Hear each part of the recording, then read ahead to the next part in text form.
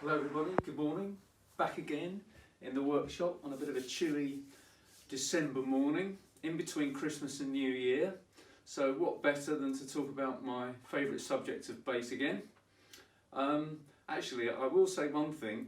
I've just heard on the news that AstraZeneca have had their vaccine approved, so we can all have that one as well as the Pfizer one, which is really good news.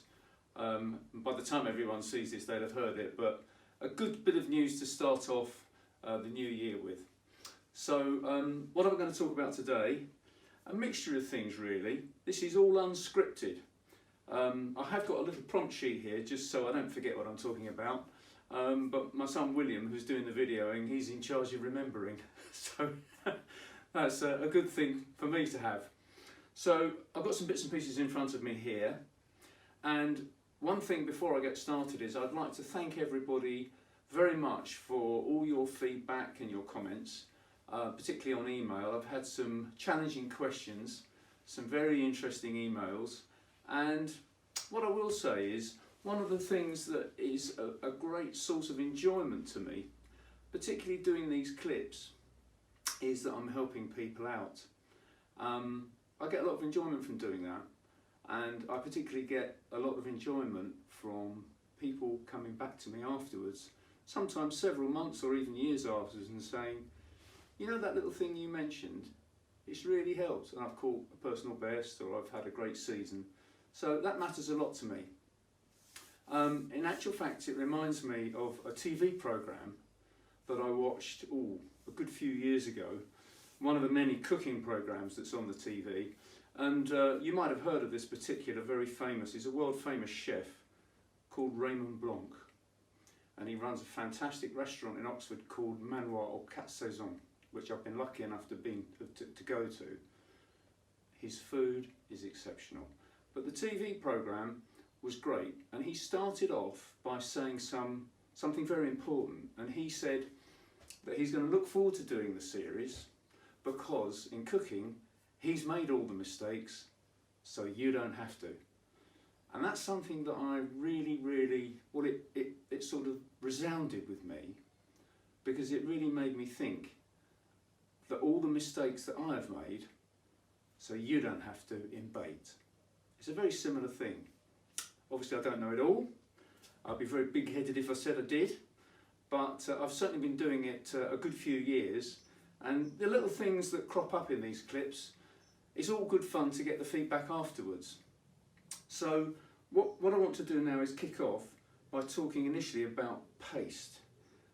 I much prefer using paste, particularly in winter. Either straight moulded around a cork ball, directly on the hook, believe it or not, no herring, or moulded very thinly as a paste wrap around the outside of your bottom bait. And I will be doing something with a 1 egg mix later on in this clip just to explain how I do it. It's not all about making loads of boilies in the winter, it's about getting the bait in the right place, fishing perhaps shallower water where the fish can see the bait come across it in the water column. So I think without any further ado, what I'll do is I'll crack this egg into the bowl. Quite a few people, whilst I'm doing this mix, have said to me, oh, how much powder to use for each egg? Well, I've got no idea, because it varies from mix to mix. I could be super technical, and I could say, oh yes, for this mix, Supermilk, or for bio shellfish, or milk and honey mix, it's exactly 122 grams for 1 egg.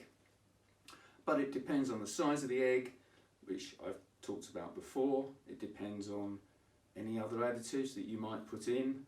So I'll just show you what I do when I'm making paste wraps, and also saving the amount of paste you make up so you don't waste it.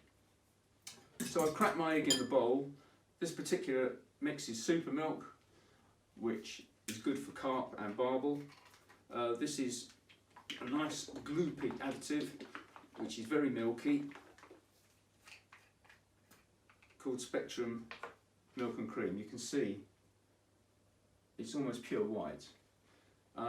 it's got white colour in it, but it's also got condensed milk, additives, milk powders, all liquidised up in a big whizzer.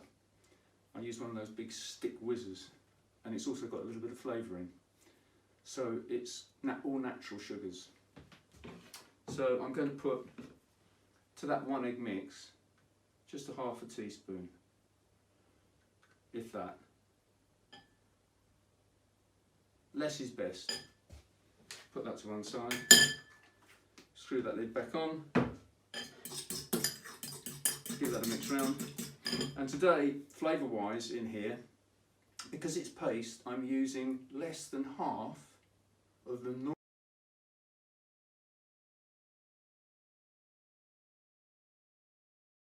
Flavour isn't sealed in with the boiling process. It's going to be dissolving in the water and attracting the fish. And the key thing about the benefits of using paste, again particularly something like Supermilk, which is full of natural amino acids from all the milk proteins and things in it, the fish are getting that natural attraction, the actual nutritional attraction of the base mix dissipating through the water. It's not just some flavour doing the work, whatever flavour that may be, carried in a sort of basic base mix, pop-up mix, something like that. It's a proper base mix, a food base mix, which has its own intrinsic food value, which is very important. I know I said this before, but I'll keep banging on about this because it's so important. So what am I going to use flavour wise? I'm going to use a winter recipe, and that recipe is going to be a blend of these two, Caramel Banana and Plum. Absolutely phenomenal winter recipe, but the amounts I'm going to use in here is going to be tiny. I'll put my glasses on so I can see what I'm doing. Okay, so I'm going to use in this paste mix 1/10 of 1 ml of plum. In it goes. It's a tiny amount. Again, bearing in mind it's paste, I'm not boiling it. My flavours are about 5 to 10 times stronger than most other people's flavours. That doesn't mean that other people's flavours aren't good, but I just use very, very powerful flavours, and I'll come on to that a bit later on. And caramel banana, the amount of caramel banana I'm going to put in here is going to be 0.3. Caramel banana is not quite so strong as plum. So in total we've got less than half of 1 ml of flavour to 1 large egg. So mix that round, doesn't take long. Now comes the bit that I've had quite a few emails about. How do I know it's right? How do I know the consistency is going to be okay? What do I do? How do I stop putting the paste in? All that sort of thing. So we'll kick off. Just get a spoon here, and I'll put some powder in.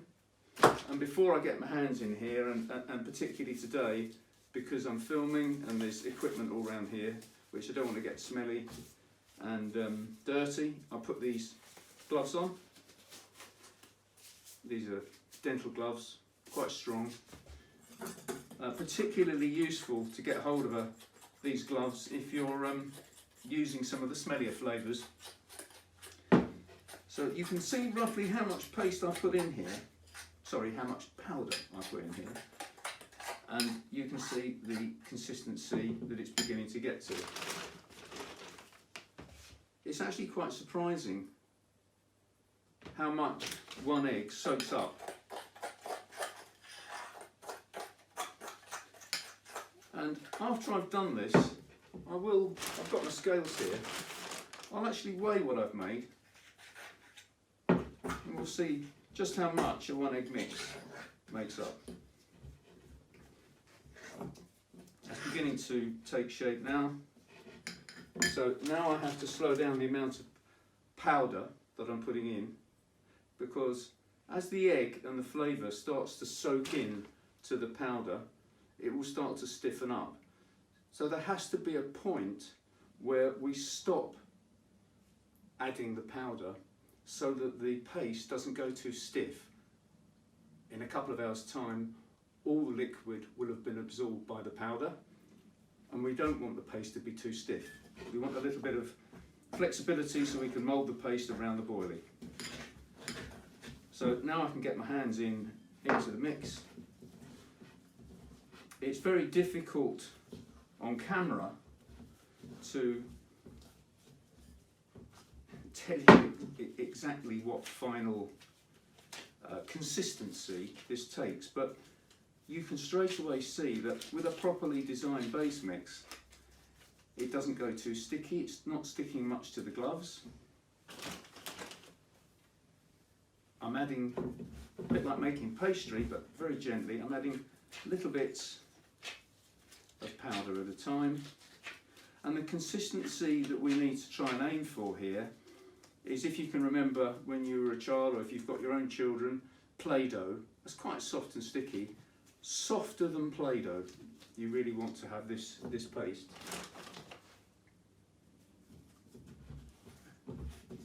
And I would say that is perfect.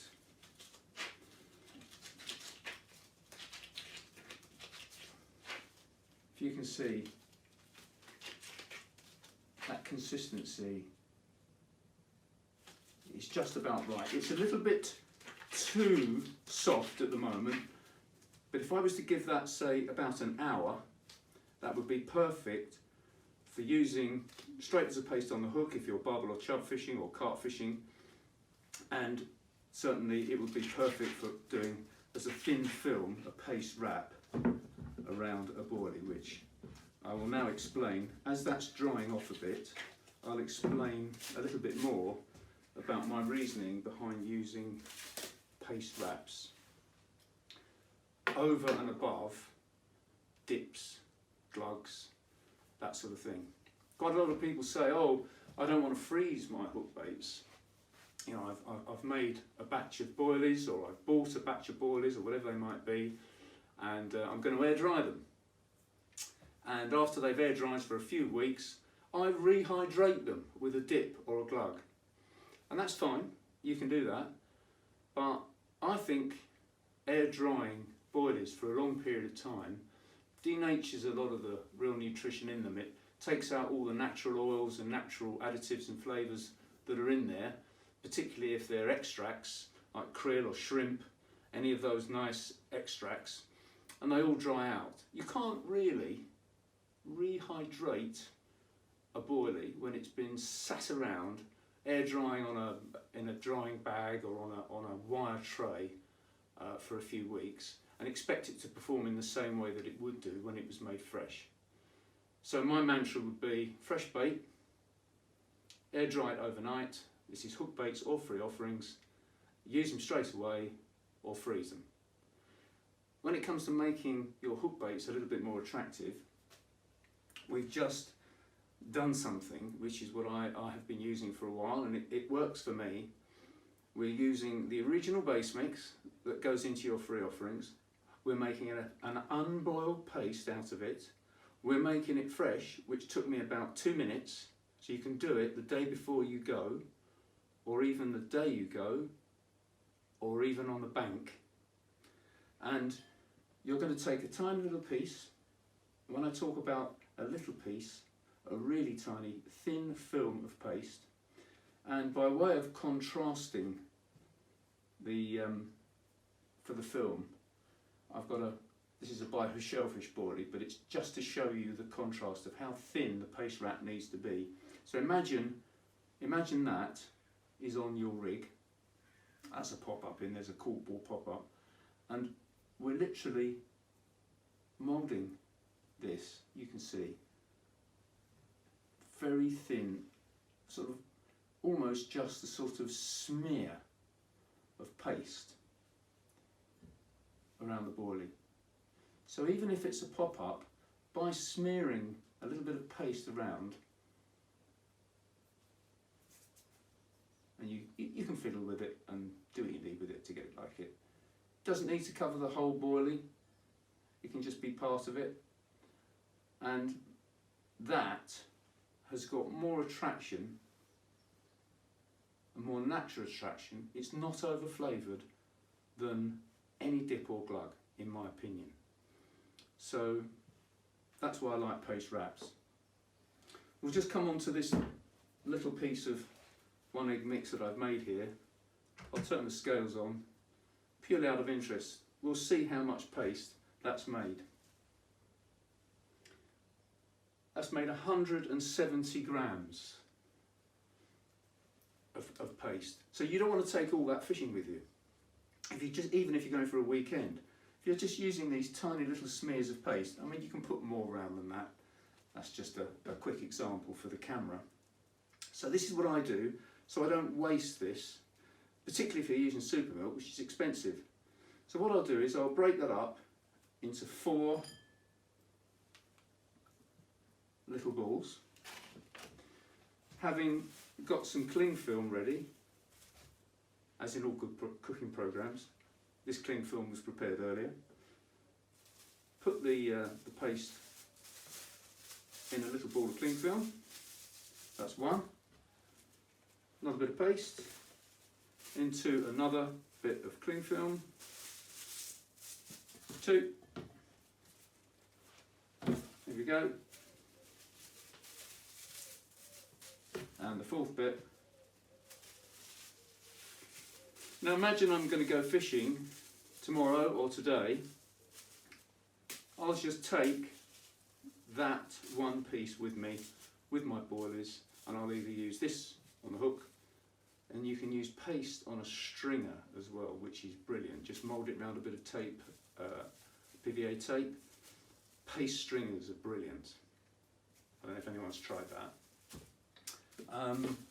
These other 3 I can put in the freezer and use them anytime I want. So I can grab and go. I can grab my hook baits that I've made, boilies, pop-ups, whatever they are, and one of these, and that's enough for a whole weekend, just doing some thin paste wraps. So I think that's hopefully covered that aspect of what's been spinning round in my head. Quick sip of water.